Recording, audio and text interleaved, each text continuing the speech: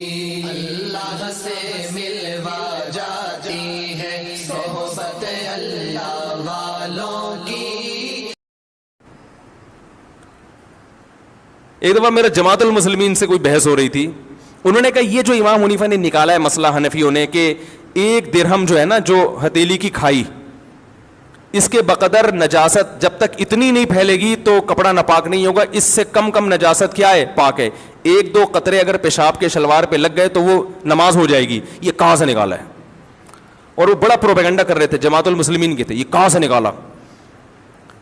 قرآن میں تو آتا ہے وَثِيَابَكَ فَطَهِّرْ، اپنے کپڑوں کو پاک رکھیں، بار بار ہے نا قرآن میں۔ الطہارۃ شطر الایمان، اور لا يقبل اللہ الصلاۃ بغیر طہور، حدیث میں تو آتا ہے طہارت کے بغیر نماز قبول ہی نہیں ہوتی۔ اور یہ کہاں سے نکال دیا دو قطرے پاک ہیں، یعنی دو قطرے لگے ہوئے ہوں، تھوڑی سی نجاست لگی ہوئی ہو تو نماز کیا ہو جائے گی؟ ہو جائے گی۔ وہ بڑا پروپیگنڈا کر رہے تھے، 8-10 سال پرانی بات ہے، ہر جگہ دیکھو قرآن کے خلاف ابو حنیفہ کا مسلک، حنفی لوگ امام ابو حنیفہ کی اندھی تقلید کرتے ہیں اور قرآن حدیث کو چھوڑ دیتے ہیں، قرآن میں تو کہیں نہیں ہے۔ تو وہ مجھے کہیں ہم چلے گئے، ان کی کوئی کمبختی تھی یا کیا تھا واللہ عالم۔ تو میں نے ان سے عرض کیا، میں نے کہا دیکھیں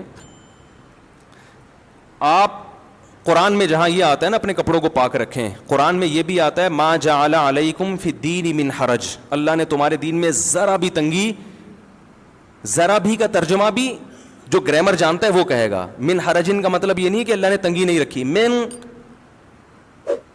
یہ بھی تاکید کے لیے اور تنوین بھی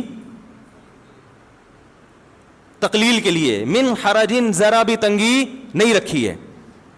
میں نے کہا ایک حدیث، دوسری بات یہ کہ صحابہ کرام جب استنجا کیا کرتے تھے تو سب کے پاس پانی میسر نہیں تھا، ڈھیلوں سے استنجا ہوا کرتا تھا۔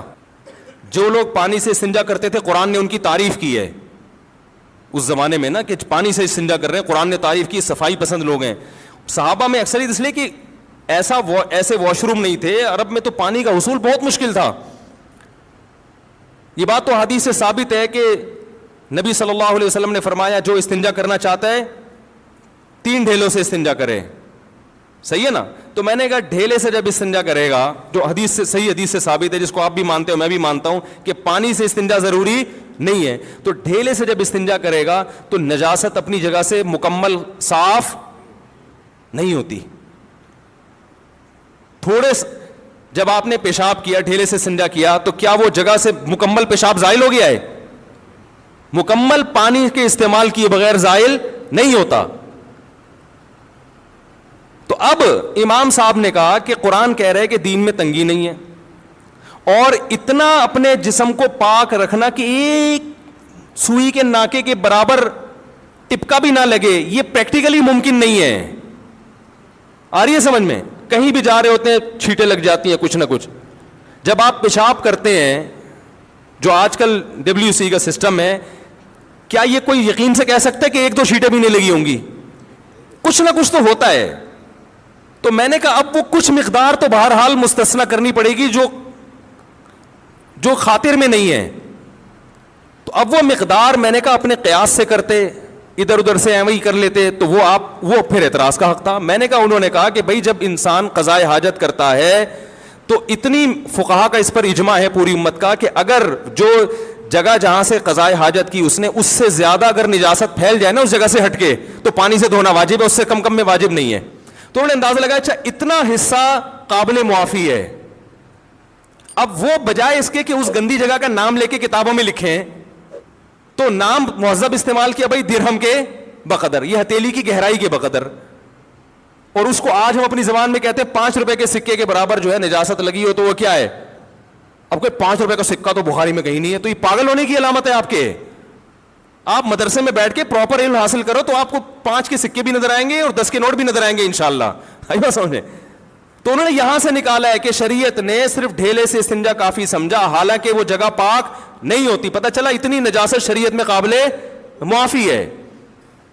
تو اس کی تعبیر مہذب انداز سے کہ بھائی ہتھیلی کی گہرائی کے بقدر، یا یہ کہ درہم اتنا سا سکہ ہوا کرتا تھا اس کے بقدر۔